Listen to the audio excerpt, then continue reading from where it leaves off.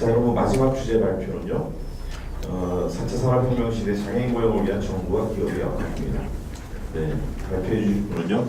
한국경영자 총협회 이상철 본부장님 나오시겠습니다. 여러분 박수로 맞아주십시오.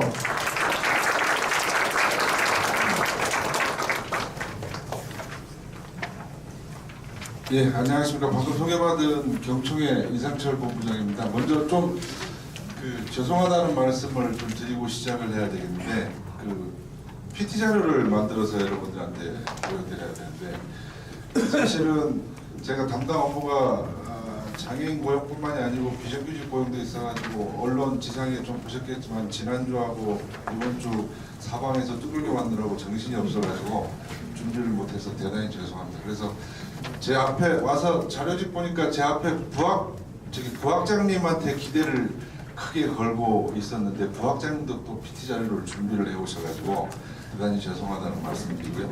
또 하나는 사실은 4차 산업혁명에 관해서 저도 잘 모릅니다.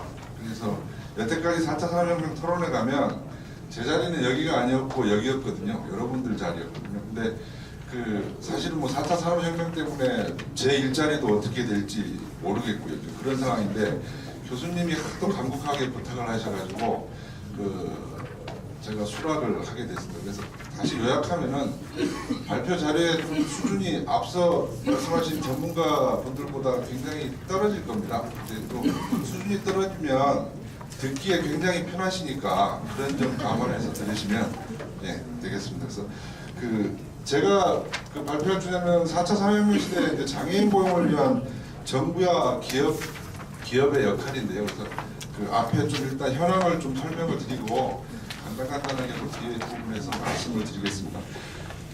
현재 경제 상황을 보면요, 우리나라 경제 상황을 보면 장애인 고용뿐만이 아니라 고용 전반에 대해서 굉장히 환경이 지금 굉장히 안 좋은 상황입니다. 그래서 물론 전체적인 환경이 안 좋다 보니까 장애인 고용 환경은 뭐 말할 것도 없는 거고요. 그래서 2016년 기준으로 보면 장애인 여기 취업자 관련 부분들 좀 그래서 죄송합니다. 2010년 4분기 기준으로 보면 장애인 구직자 수는 6.1% 증가, 직업을 얻으려고 하는 장애인들은 늘어났는데 그에 반해서 군인 수나 취업자 수를 보면 소폭 감소하고 그래서 이 고용 환경 자체가 안 좋다라는 거죠. 그래서 이제 그동안에 기업의 이런 장애인 고용을 쭉 보면 지속적으로 계속 늘어나기는 했습니다. 근데 획기적으로 늘어나지는 않았다라는 거죠. 그런 이유는 일단은 사회적 관심이 좀 낮다라는 부분이 있을 거고요. 분명하게. 그 다음에 우리나라가 의무 고용을 중심으로 한 이런 장애인 고용 정책 자체 이런 부분들에서 좀 기업들이 좀 소극적으로 적극적으로 장애인 고용에 대응하지 못하고 소극적으로 대응하는 이런 측면도 있을 거고요. 그다음에 전체적으로는 노동시장이 좀 이 경직성도 장애인 고용의 걸림돌로 작용하고 있다고 저희들은 분석을 하고 있습니다. 그래서 어쨌든 이 4차 산업혁명 시대 우리나라 사회, 문화, 경제 전반적으로 굉장히 큰 물결이죠. 이 물결 사회 이 와중에 이런 환경 변화에 대응하기 위해서는 일단은 장애인 고용의 주체는 기업입니다. 그래서 기업과 이런 또 장애인이 상생할 수 있는 이런 전략이 필요하다라는 생각이 들고요. 간단하게 이제 장애인 고용 경제활동 현황 보면 현재 작년 기준으로 해서 우리나라 장애인 중 취업자가 88만 명입니다. 전체 장애인 전체 36.1%고요. 그에 따라서 실업률은 6.5%. 전체 인구 대비 이제 좀 굉장히 열악한 수준이죠. 그리고 전체 장애인 취업자 중에 임금 근로자는 59.5만 명. 이런 상황이고, 그리고 직업별로 이렇게 쭉 보면 주로 이제 단순 노무 종사자 비율이 굉장히 높다라는 거죠. 단순 노무 종사자 비율이 26.7%고, 그다음에 이제 장치 기계 조작 및 조립 종사자가 15% 이런 구조로 되어 있고요. 그다음에 이제 우리나라의 이제 장애인 고용 정책 현황을 보면 우리나라 장애인 고용 정책의 근간은 의무 고용 제도입니다. 그래서 구조가 의무 고용률에 미달하는 사업주한테는 고용 부담금을 납부하도록 하고요. 그러니까 고용을 하든지 돈을 내든지 그 다음에 의무 고용률을 초과해서 장애인을 고용한 사업주에게는 장려금을 지급하고 있고요. 그래서 지금 잘 아시겠지만 민간기업의 의무 고용률이 현재 2.9%입니다. 이게 이제 19년까지 3.1%로 이제 상향 예정이 돼 있고요. 그다음 이제 고용 부담금은 81만 원 정도에서 126만 원까지 이렇게 5단계로 지금 구분되어 있습니다. 그래서 의무 고용률 초과 고용 인원 1인당 기업들한테 한 15만 원에서 60만 원까지 지급이 되고 있습니다. 중증 장애인하고 여성 장애인은 이제 조금 더 많은 장려금을 지급을 하고 있고요.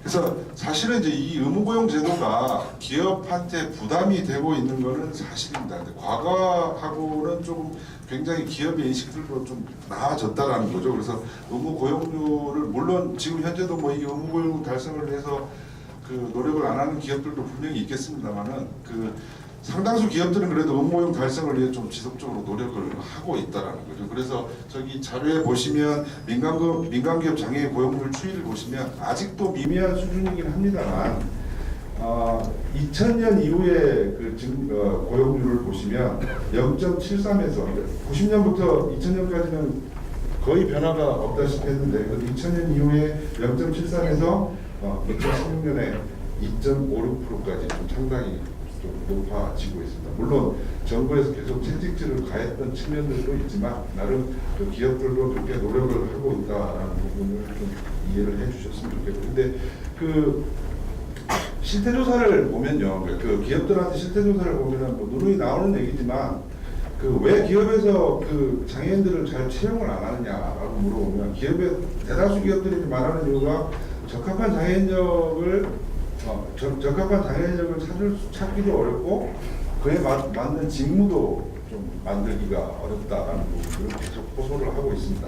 그래서 여기 내용 보시면은 61.9% 대 62% 정도 되는 거죠. 이 기업들이 장애인 적합 직무가 부족하다라고 응답을 했고요. 그 다음에 장애인 고용 의사는 있으나 채용하지 못했던 기업 역시 한 36% 정도의 기업이 적합 직무 부족을 뽑고 있습니다. 그래서 이제 오늘의 주제인 4차 산업혁명과 장애인 고용인데요.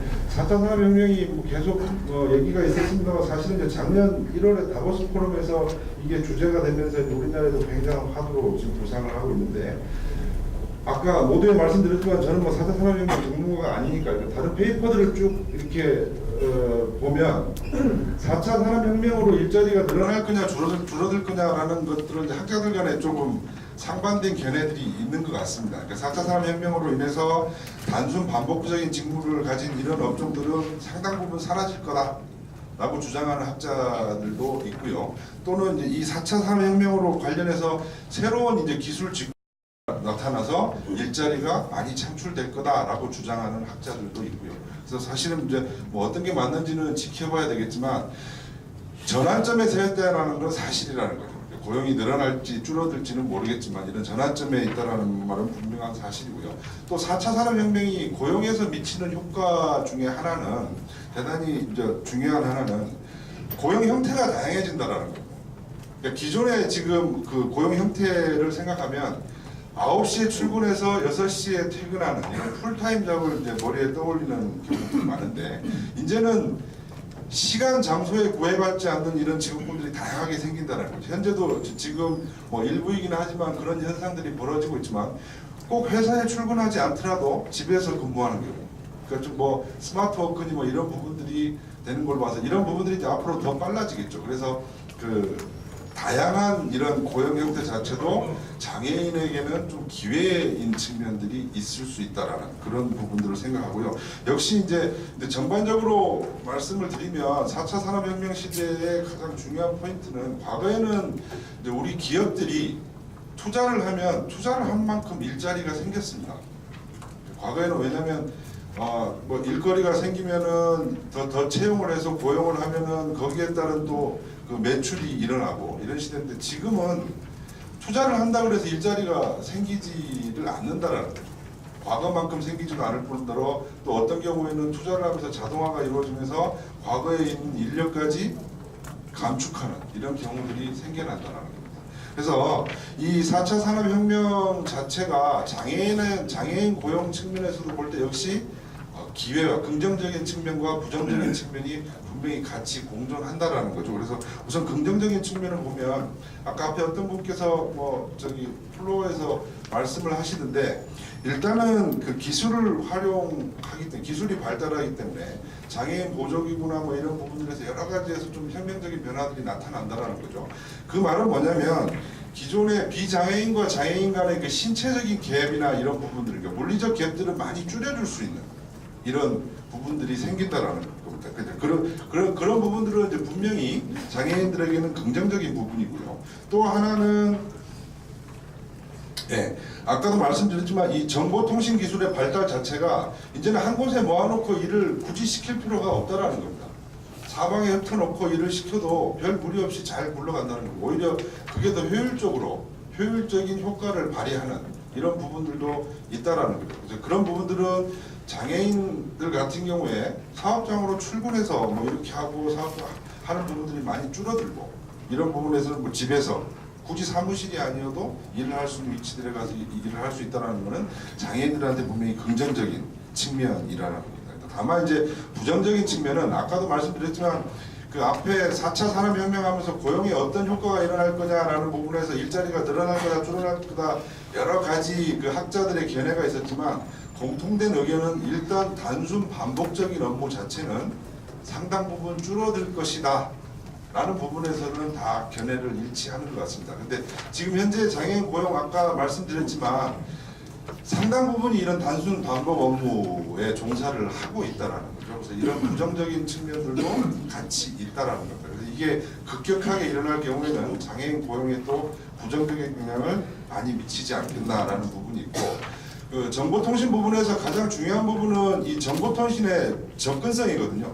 접근하고 얼마나 많이 잘 활용할 수 있느냐라는 게 이제 중요한 포인트가 되는데 그 지금 현재 장애인의 디지털 정보와 종합 수준 조사를 보면 비장애인들에 비해서 좀 상당 부분 떨어진다는 측면이 있죠. 접근성이나 뭐 역량 수준이나 활용도 이런 부분들이 떨어지고 있어서 이제 이런 부분들을 조금 더 끌어올리는 정책을 취하지 않으면 오히려 이런 그 정보 디지털을 활용해야 되는 4차 산업혁명에서는 조금 부정적인 측면으로 작용하지 않을까라는 생각이 듭니다. 그래서 장애인 고용 확대를 위한 과제는 가장 중요한 거는 이제 장애인 고용뿐만이 아니고 지금 우리나라 고용 전반의 모든 부분이 다 그렇지만 이제 과거의 패러다임으로는 더 이상 4차 산업혁명의 이런 시대에 에서 과거처럼 이렇게 굴러갈 수가 없다라는 거예요. 그러니까 패러다임의 전환이 필요하다라는 거죠.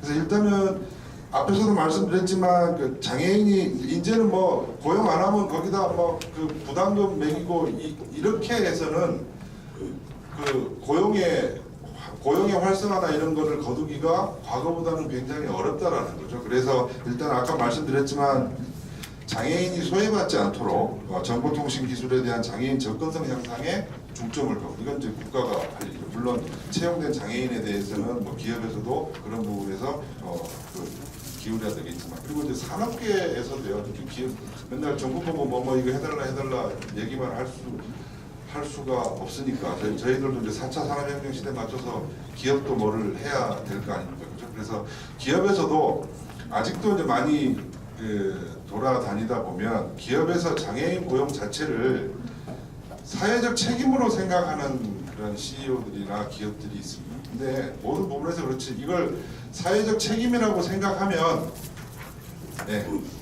잘 안 이루어지는 경향들이 있거든요. 그래서 결국에는 그 장애인한테 뭐를 베풀어 준다라는 인식을 좀 벗어나서 서로 우회적인 거죠. 내가 장애인을 고용하면서 기업도 도움을 받는 거다. 그러니까 기업인은 기업에다가 사회적 책임을 강조하고 너 이거 돈 얼마 내놓고 여기에 기여해라 이런 식으로 접근하면 한계가 있습니다. 그러니까 보여줘야 되는 거죠. 이걸 장애인을 고용하면 그래도 돈이 들고 처음에는 불편한 게 좀 있겠지만은 나중에 고용하고 효과를 보니까 오히려 생산성이 증가하고 더 받는 게 많더라. 그러니까 비용에 비해서 얻는 게 더 많더라라고 하면 굳이 안 밀어붙여도 기업의 속성상 그 부분에 들어온다라는 거죠. 이익이 되기 때문에. 그래서 이런 부분들은 기업 자체적으로 이제 비즈니스 모델을 개발하는 이런 노력들도 있어야 될 것 같고요. 정부 쪽에서는 이런 내용 자체를 이제 잘된 케이스들을 지금도 하고 있습니다만은 잘된 케이스 자체를 계속 홍보를 하고 알려주고 하는 이런 노력들도 필요하다라는 생각이 듭니다. 그리고 이제 근로 방식, 그러니까 스마트워크 등에 관련해서 개별 근로자들의 수요를 반영해서 장애인에도 맞는 근로 방식 형태의 확산을 또 활성화하는 것도 기업의 일정 부분 책임이 있다라는 거고, 그 표현은 이제 외국의 우리나라나 외국의 기업 아직 뭐 많지는 않습니다만은 스마트워크가 확산된 사례들을 조금 실어놨습니다.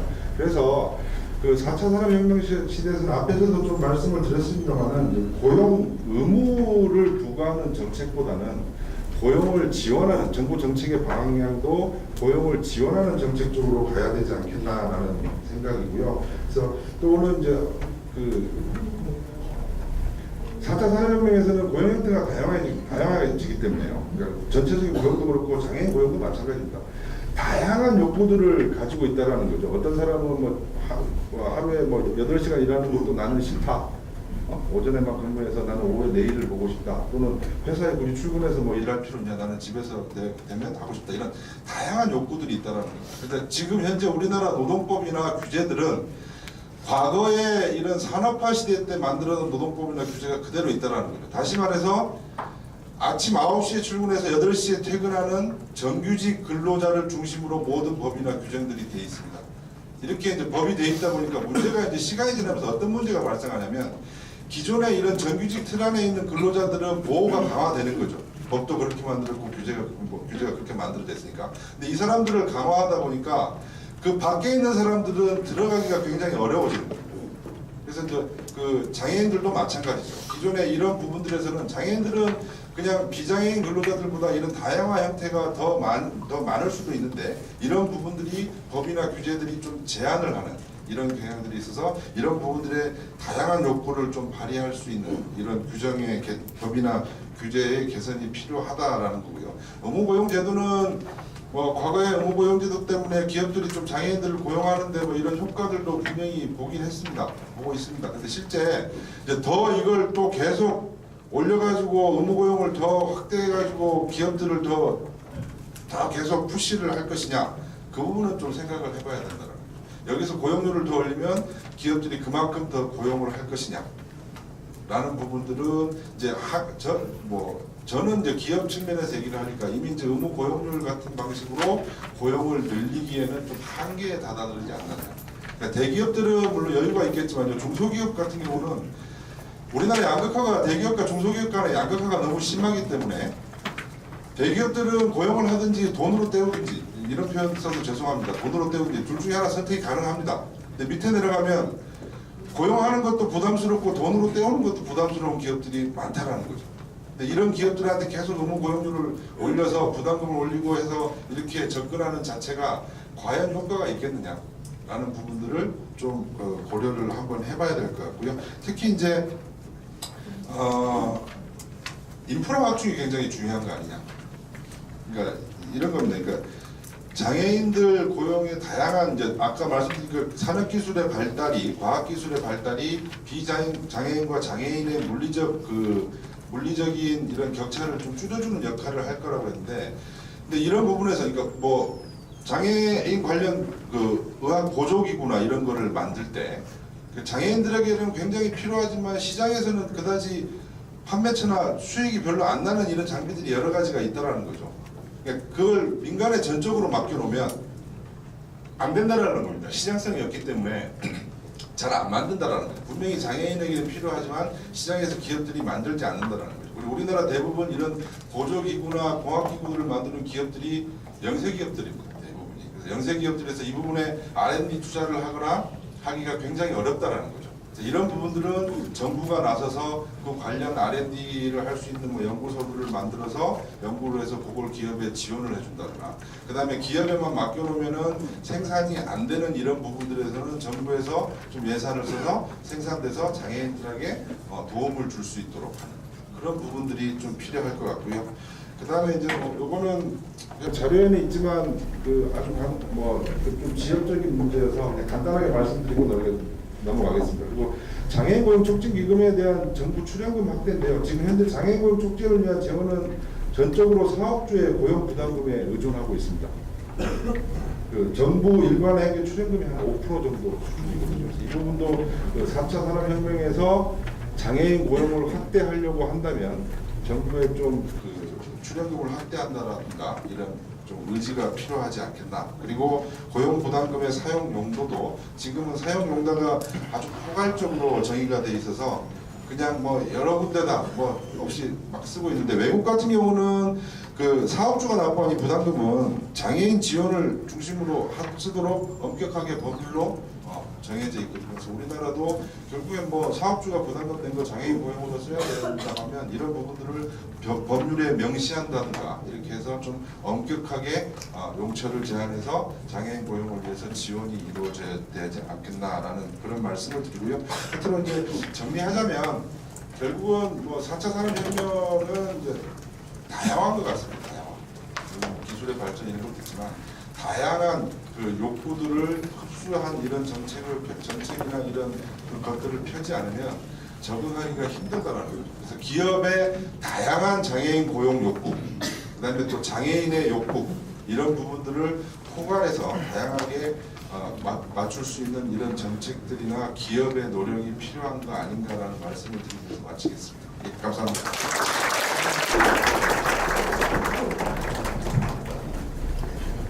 네, 수고하셨습니다. 우리 이제 올라가서 좀 진행을 하도록 하겠습니다. 스크린 좀 올려주시고요. 이상철 본부장님께서 이제 기업 입장에서 몇 가지 이렇게 제안을 해주셨는데, 고용 확대를 위해서요. 또 뭐 마침 고용노동부에서 나오셨으니까 출연금 확대 문제, 또 사용 용도 이 부분에 대해서도 제안하셨는데 혹시 피드백을 조금 주실 수 있으니까 그런 시간에 부탁드리고요. 자, 이제 그 마지막 두 분의 시정 토론 남겨놓고 있는데요. 소개를 해드리겠습니다. 먼저 첫 번째 우리 발달장애인 직업과 관련해서 토론 주실 분은요, 그 한국장애인 고용공단 능력개발국의 양해철 국장입니다. 이거 박수로 맞아주세요. 정부와 기업의 역할에 대해서 고용노동부 장애인 고용과의 김환중 관장이 나오셨습니다. 감사합니다. 자, 오늘 먼저 그 양해철 국장님께 마이크를 넘기겠습니다. 뭐 짧게 좀 부탁드릴게요.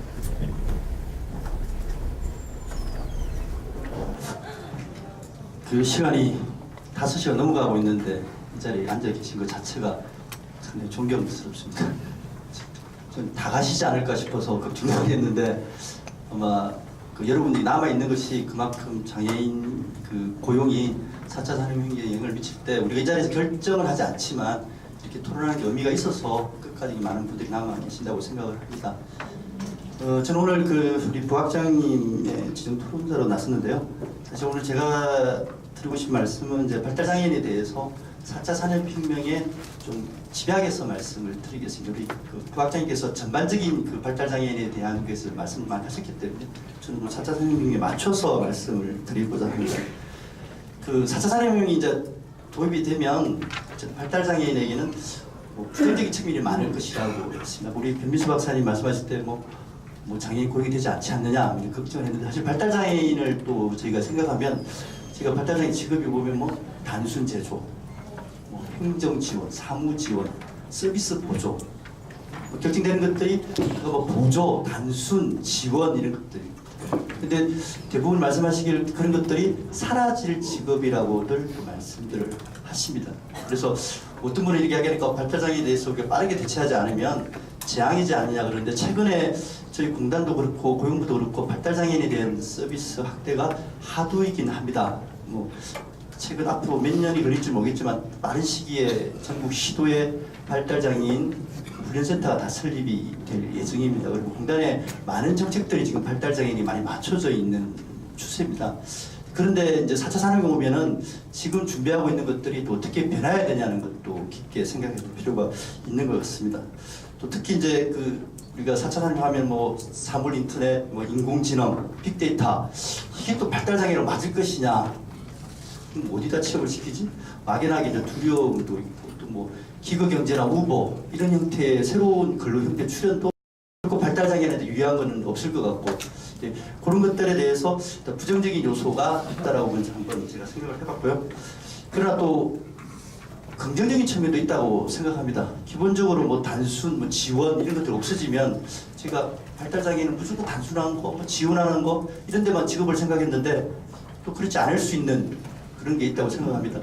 특히 이제 긍정적인 측면에서 생각해 보면 그 제가 과거에 그 우리 SMT라는 장비가 있습니다. 핸드폰이나 이런 정밀 기기에 부품을 자동 실장하는 그런 기술입니다. 작은 부품을 프로그램을 짜서 그런 것들이 과거에는 상당한 기술이었습니다. 전자를 배우거나 정보 프로그램을 배운 사람이 프로그램만 해서 이렇게 해야 되는데 제가 작년인가 그런 회사를 가봤었는데 오래간만에 가봤었는데 아주머니들이 2주면 배운다고 합니다. 아주머니, 동네 아주머니 돼서 저 이거 배우려면 뭐 우리 장애인들도 교육하겠던데 요즘은 동네 아주머니 2주면 배웁니다. 외국인 근로자도 뭐 한 4주면 뭐 충분히 들어갑니다. 어떻게 고급 기술을 했더니 한번 돌아봅시다 하는데 대부분이 자동화가 되어 있어요. 기기가 실수한 것도 모니터 다 잡아낼 정도입니다. 그러니까 고급 기술들이 많이 단순 오퍼레이터 되어 있는 것도 있습니다. 그리고 발달장애인들이 좀 약한 우리 뭐 지적 능력들을 어쩌면 인공지능이나 또 로봇이 대체할 수도 있다라고 저는 생각을 합니다. 그런 면에서는 꼭 그 4차 산업혁명이 부족한 것만은 아니지 않냐는 생각도 해보고 있습니다. 특히 내용이 이제 상당히 전문적인 거는 발달장애인하고 관계가 없다라고 생각했는데 그런 면에서도 이제 이거 보강을 해준다 그러면 뭐 충분히 관계가 있을 거라고 생각하고 있습니다. 그 이제 제가 지금부터는 뭐 대형 과제를 몇 개 한번 생각을 해봤는데요. 어쨌든 그 자동화라는 4차 산업혁명이 그 기술의 발달이 되고 있는 것들이 그 노동 보조용으로 적극 활용할 수 있는 정책이라든가 뭐 훈련이라든가 교육이 바뀌어야 된다라고 일단 먼저 생각합니다. 그래서 그런 것들을 뭐 기업이 먼저 해주기 바랄 수 없기 때문에 저처럼 이제 정책에 관여되는 사람들이 그런 것들을 좀 먼저 해줘야 된다고 생각합니다. 제가 그 내용까지 13쪽에 14쪽부터 쭉 나열을 하고 있는데요. 또 우리 그 부학장님께서 말씀하신 대로 뭐 대면 서비스 이런 것들도 우리 발달장애 소외되지 않도록 하는 또 어쨌든 그 자동화라는 것은 많은 돈이 들어가게 돼 있습니다. 어쨌든 그 비용이 일단 먼저 많이 지급을 해야 되기 때문에 어떤 면에서는 그 비용을 지급할 만큼 수익이 나지 않는 경우는 자동화를 하지 않으려고 할 겁니다. 그런 부분에 대한 틈새 시장도 우리 발달장애인들이 그 소외되지 않게 생각을 해봐야 되지 않냐고 생각을 하고 있습니다. 특히 이제 그 제가 앞에 말씀드린 대로 단순 오퍼레이터가 과거에는 전문 기술이었지만 단순 오퍼레이터가 되고 있기 때문에 그런 것들을 이제 그 훈련이나 교육기관에서 도입을 해서 단순 오퍼레이터 기능을 우리 발달장애인들이 할 수 있게 여기도 물론 단순히 많이 붙지만 실제는 뭐 과거에는 상당히 전문적인 기술들이었으니까 그런 것들도 한번 생각을 해볼 수 있지 않냐 생각합니다. 우리 부학장께서는 이제 그 뭐 전문 대학을 하나 이렇게 한번 해봤으면 좋겠다는 정책을 했는데 저도 뭐 비슷한 생각입니다. 지금 발달훈련센터가 생기고 또 최근에는 특수학교에서 상당히 많이 교육청에서 투자를 하고 있습니다. 심지어 대구 지역에는 그 특성화고등학교를 최초로 지금 만들고 있습니다. 그 특성화고등학교가 발달장애인 전문 공업고등학교가 만들어집니다. 그리고 뭐 최근에 뭐 세명학교나 해마로학교 이런 학교들에 가보면 상당히 이렇게 투자를 많이 한 전문가에도 투자를 많이 한 그런 형태들입니다. 그렇게 한다는 것은 발달장애인이 서비스 대상이 많이 늘었다는 겁니다. 과거에 제가 공단에 처음 입사했을 때는 발달장애인이 사실 능력개발 사업에는 대상도 아닐 때가 있었습니다. 지금은 환경기 쪽 특히 이제 취업을 시켜야 될 그 연령에는 뭐 절대적인 지금 저 비율을 지금 차지하고 있습니다. 65% 가까이 되는 그런 비율을 지금 차지하고 있기 때문에 그렇기 때문에 전반적인 정책이 다 발달장애인에게 맞출 수뿐이 없는 게 현 시점입니다. 그런 것들에 대해서 좀 리드할 수 있는 그런 기관은 필요하다고 생각합니다. 제가 불여기도 공단에서 고용부랑 그 2004년도에 발달장애인 전용 직업 능력 개발을 설립을 추진하다가 그때 기금 사정이 좀 안 좋아서 취소한 바가 있습니다. 그래서 지금쯤이면 발달장애에 대한 직무 개발이라든가 뭐 교육 보조 매체라든가 뭐 인공지능과 연결하는 거라든가 또 우리 교수기부터 좀 달라야 되지 않습니까? 발달장애인 같은 경우는 그런 교수기법이 다른 그런 영역들에 대한 총체적으로 끌어갈 수 있는 그런 직업 능력 개발원, 발달장애 전용 직업 능력 개발원도 뭐 대학 수준으로 만들어지는 것도 지금쯤이면 한번 검토가 된다고 봅니다. 저 우리 부학장님 말씀하신 것처럼 저희가 사실 4차 산업혁명의 공단에서 가장 우려하는 것은 종업원 수가 급감할 것이다. 그러나 매출은 증가할 것이다. 근데 현 제도는 종업수에 저희가 고용 업무 제도가 맞춰져 있기 때문에 특히 큰 영향을 줄 것이다. 특히 발달장애인에게는 더 큰 영향을 주게 돼서 뭐 제가 막연한 생각을 원고에 담아봤지만 기업이 이제 우리 경청에서 신문하고는 또 반대되는 의견일 수도 있겠지만 기업이 그렇게 이런 수준에서 장애인 고용 의무용이 없어져서 장애인 고용이 어렵다 그러면 그럼 뭐 자동화 기계에 로봇에 업무 고용 로봇 대수의 업무 고용을 한번 부과하는 건 어떨까? 그런 좀 황당한 생각이긴 하지만 그런 것도 저희가 지금쯤은 미리 한번 생각해보는 것도 좋지 않겠냐. 아니면 저희가 뭐 보통 우리 건설계에 적용하는 뭐 매출 기준으로 이렇게 한다든가 그런 것들도 지금쯤이면 한번 생각해볼 생각이긴 합니다. 또 기업이 어떤 장애인 일자리를 위해서 자동화를 시키지 않는다라고 하면 그게는 뭐 파격적인 좀 지원을 정부에서 할 필요도 있다고 생각합니다. 어제 4차 산업혁명이 오늘 여러분들하고 뭐 저희가 다 같은 일을 하시는 분들이니까 이런 좋은 자리에서 지금 첫 논의가 된 거지만 앞으로 저희가 적극 대응한다면 오히려 저 부정적인 요소가 또 긍정적인 요소로 또 생활을 지켜서 좋은 기회가 될 수도 있다고 생각합니다. 저는 여기서 지금 토론을 마치도록 하겠습니다. 감사합니다. 네, 수고하셨습니다. 공단 입장에서 여러 가지 말씀해 주셨는데, 그러니까 우리 부학장님께서는 하드웨어적인 거 말고 통합적인 직업 교육 뭐 이런 걸 이제 강조하셨는데 혹시 그런 것과 관련된 공단의 어떤 방향성 이런 게 있으면 짧게 한 30초 내로만 말씀해 주십시오. 소프트웨어와 관련해서 발달장애인들의 훈련과 관련해서. 저희가 이제 인프라 구축에 사실은 지금 중심이 맞춰져 있는 것은 사실입니다. 이제 소프트웨어적으로는 이제 어떻게 할 것이냐 하는 거에 대해서는 이제 인프라 구축에 이어져서 어쨌든 정책적인 것이나 또 기업이 우리 경제 오신 말에 기업이 좀 더 편하게 할 수 있는 그런 형태로 우리 직무 영역 개발, 고용 개발 직무 영역 개발 팀과 해서 같이 노력을 하고 있습니다. 그리고 4차 산업에 또 소외되지 않도록 그런 발달장애 외의 직업 훈련과는 다른 방법의 직종 세팅을 같이 검토를 하고 있습니다. 네, 그런 정도로 듣고요. 자, 이제 진짜 마지막 순서죠. 시정 토론회. 고용노동부 김한국 회장님께 부탁드리겠습니다. 그럼 박수 한번 보내주시죠.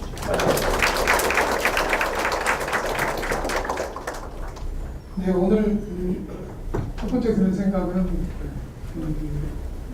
산업혁명과 장애인 고용이라는 중요한 이슈에 대해서 많은 것들을 배울 수 있는 좋은 기회였다는 생각이 듭니다. 그리고 앞으로 이 중요한 주제에 대해서 저희가 준비를 잘 하기 위해서 이런 좋은 기회를 지속적으로 좀 가질 필요가 있다는 생각이 들었습니다.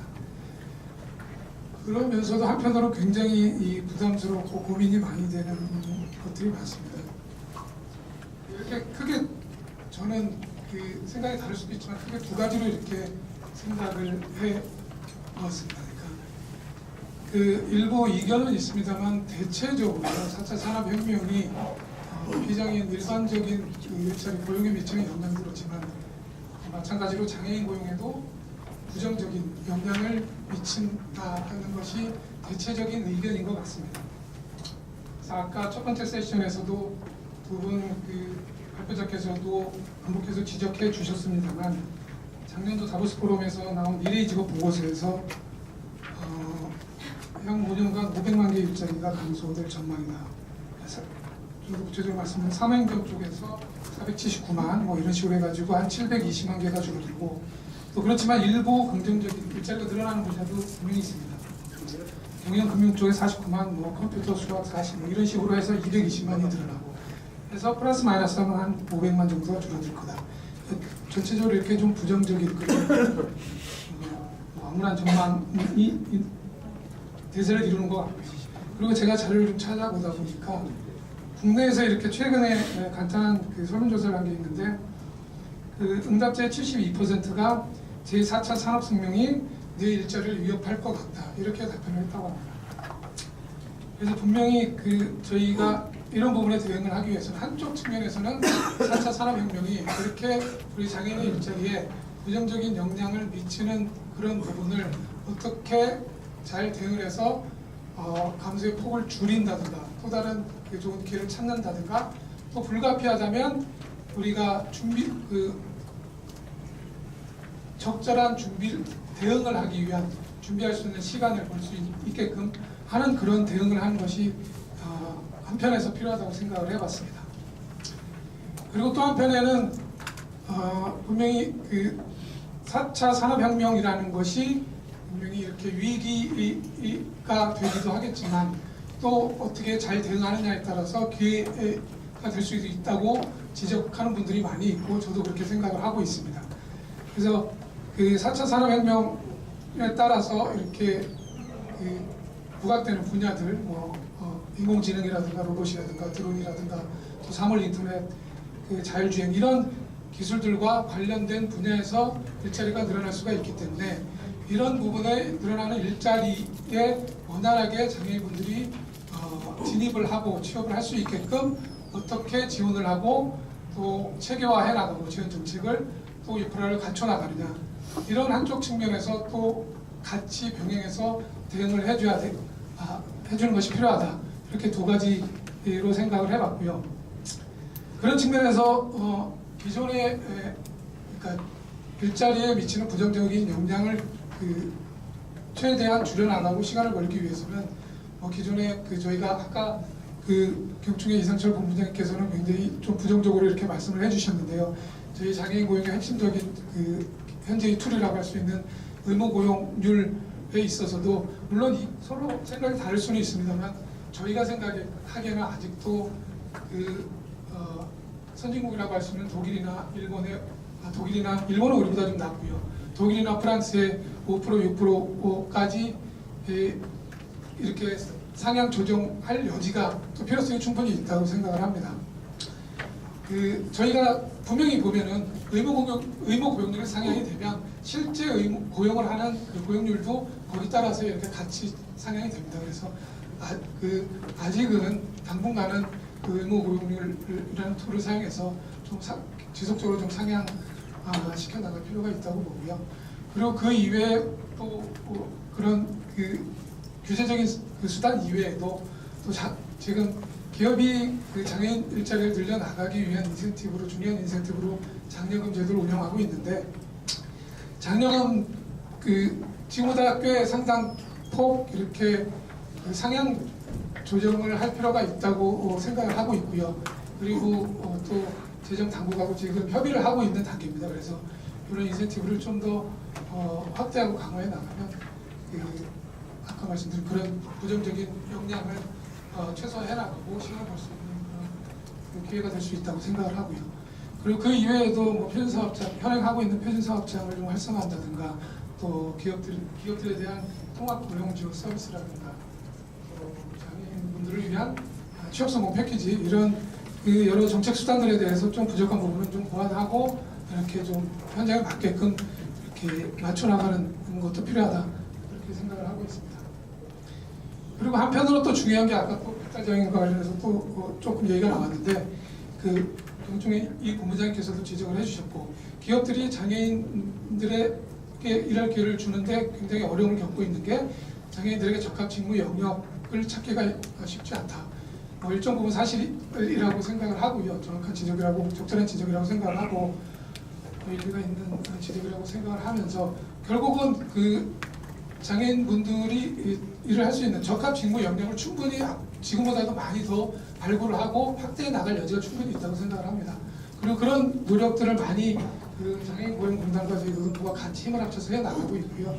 그런 노력의 일환으로 장애인공단의 직무 영역을 개발하는 그런 부서도 최근에 확대를 해서 초보적인 단계이긴 합니다만 기존의 어떤 여러 가지 직무 영역 개발을 해 나가고 있습니다. 그런 부분도 중요하다고 생각을 하고 있고요. 그리고 이제 보다 중요한 것은 아까 말씀드렸던 새로운 4차 산업혁명이 다가옴에 따라서 이렇게 저에게 기회로 다가오는 그런 관련된 첨단 기술과 관련된 일자리 그런 부분에 대해서는 결국은 그 다른 방법은 없을 것 같습니다. 가장 적합한 방법은 결국은 그런 일자리에 원활하게 진입을 하기 위해서는 관련 기술에 대한 숙련도, 결국 직업 능력 개발, 직업 훈련을 그 장애인분들에게 적합한 직업 훈련 기회를 많이 제공을 하고 또 쉽게 원활하게 그 직업 훈련을 받을 수 있게끔 인프라를 갖춰 나가는 것이 가장 중요하다고 생각하고 있습니다. 그런 의미에서 그런 판단하에 지금 최근 몇 년간 또 앞으로도 향후 지속적으로 장애인들을 위한 직업 훈련 인프라를 계속 확대해 나갈 계획을 가지고 있습니다. 아까 우리 국장님께서 또 인사말 할 때 잠깐 언급을 하셨습니다만 그 직업능력 개발원을 추가로 그 훈련 수요가 많은 경기 남부 쪽에 하나 앞으로 규모가 크기 때문에 향후 3년간 아직 최종 확정된 건 아닙니다만 기재부의 대비 타당성 본 조사가 지금 진행이 되고 있고요. 그래서 조만간에 한 두어 달 내에 최종 조사가 나올 것 같습니다. 그래서 앞으로 향후 3년간 그 지금 경기 남부의 직업능력 개발원도 이렇게 하나 신설을 할 계획을 가지고 있고 공단의 양해철 국장님께서 말씀해 주셨습니다만 그 발달장애인을 위한 그 전문 직업 훈련 센터도 전국 17개 광역 시도에 최대한 빠른 시일 내에 늦어도 저희 계획으로는 저희 희망으로는 늦어도 2020년까지는 전국 17개 광역 시도에 하나씩은 신설을 하는 목표를 가지고 있고요. 그 이외에도 기업들이 그 필요한 영역, 기업들이 필요로 하는 수요로 하는 그런 일자리에 맞춤형으로 장애인분들이 갈 수 있기 위해서 맞춤형 훈련센터도 지금 서울에 있습니다만 금년에 천안 또 창원에 곧 개소를 하게 될 거고요. 또 이것도 향후 1, 2년 내에 추가적으로 한 4, 5개 광역 시도에 추가를 할 계획을 가지고 재정 작업을 협의를 하고 있습니다. 지금 저희가 하고 있는 이제 핵심적인 그런 대응, 그 4차 산업혁명에 발맞춰서 이렇게 대응을 하고 준비를 하고 있는 핵심적인 내용들을 대략적으로 이렇게 있습니다만 4차 산업혁명 자체가 아직도 더 서로 연구를 하고 또 의견을 교환을 하고 또 장애인 여러분들, 당사자분들 또 전문가들 노사단체 의견 이렇게 종합적으로 수렴을 하고 의견 교환도 하고 같이 고민을 해나가면서 이렇게 잘 대응을 한다면 이것이 또 좋은 오히려 기회가 될 수도 있다고 생각합니다. 아직 초보적인 단계이고 보시기에 정부에서 준비하고 있는 것이 미흡한 부분도 많이 있으리라고 생각합니다만 앞으로도 계속 의견 그렇게 개방되는 마음을 가지고 좋은 의견 많이 수렴을 하고 듣고 해서 부족하겠지만 좋은 정책 보완해 나가고 좋은 정책 만들어 가지고 이렇게 준비를 잘 해 나가서 그렇게 노력을 하겠습니다. 네, 고맙습니다. 네, 차 산업혁명 시대에서 이제 인프라를 좀 더 강화해야겠다는 그런 정책 방향, 또 새로운 일자리를 발굴하는 것과 더불어서 적합한 그 직무를 또 발굴하는 게 중요하다는 말씀하셨고요. 그리고 이제 의무 고용률에 대한 이제 아까 우리 본부장님 제안하신 부분에 대해서도 입장을 명확하게 말씀해 주셨죠. 어쨌든 제 기억으로 하여튼 우리 OECD 국가에 이제 의무 고용 제도를 채택하고 있는 국가들의 평균 의무 고용률이 한 4.4% 되는 것 같습니다. 그러니까 우리가 민간에서는 2.9%니까 아직 여전히 좀 격차는 있죠. 네, 물론 그 내부 사정을 보고 조금씩 또 그 개념에 대해서 다른 부분이 있지만 아무튼 저희가 중요한 거는 어쨌든 장애를 갖고 있는 사람들이 우리 사회에서 정말 시민으로서 이렇게 살아갈 수 있도록 참여를 굉장히 강조해야 된다는 점이고, 이 장애인 고용을 포함해서 모든 그 복지 정책을 포함해서 장애인 정책이 사실은 평범한 특별 대우를 하자는 것이 아니라 평범한 인간으로서 지역사회에서 살아갈 수 있도록 모든 정책의 목표는 그런 거라고 생각합니다. 그런 관점에서 보면 우리 이제 직업 영역에서도요, 고용 영역에서도 실은 좀 더 이 장애인들의 어떤 삶을 전반적으로 조망하면서 어떻게 하면 좀 더 사회 참여를 좀 더 극대화할 수 있을 것인가, 이런 관점에서 좀 더 큰 거시적인 그런 이제 시각에서 바라봐야 되지 않을까 이런 생각도 좀 해보고 있습니다. 자, 이렇게 해서 이제 모든 순서는 마쳤고요. 이제